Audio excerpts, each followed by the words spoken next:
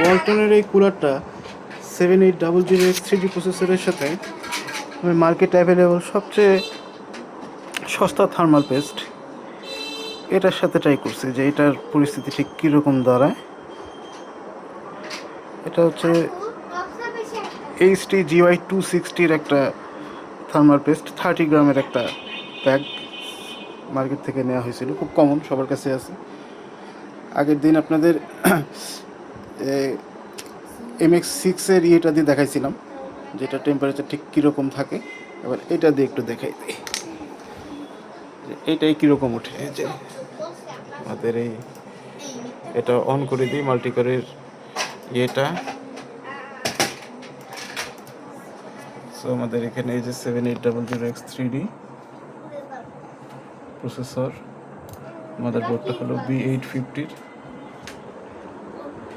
So আমরা একটু check করবো এরপর টেম্পারেচারটা ঠিক কীরকম ওঠে। তো এরকমের বেসিক জিনিস এগুলো হচ্ছে জাস্ট টেস্ট পারপাসে আর কি, কোনো ইউজফুল কোনো জিনিস না। কেউ করেন সেটাও বলবো না, আমার সুযোগ ছিল এই জন্য জাস্ট আমি একটু চেক করে দেখলাম যেগুলোর আসলে কন্ডিশন কী। তো এখানে আমরা এখন ইচ্ছা করলে দেখতে পারবো যেখানে 86 মতো টেম্পারেচার উঠছে, এই যে 84, 86 এরকম, নট ব্যাড। তার মানে এই থার্মাল পেস্টের ইম্প্যাক্টটা খুব সামান্যই।